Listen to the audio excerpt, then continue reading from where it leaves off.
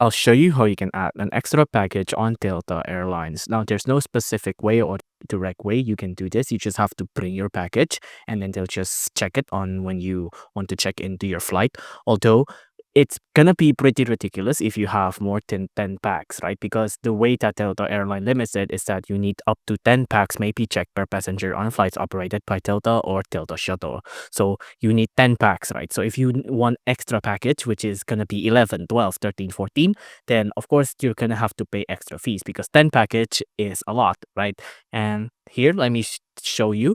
Now, it's important to know that packs do not meet 10 our size and weight restriction will require special handling and additional fees, right? So if you bring 11, 12, for example, if an extra piece of package exceeds the weight and size limit, it will be subject to three fees: one for the extra pack, one for exceeding the weight limit, and one for going over the size restriction, right? So fees are charged for each additional pack each way.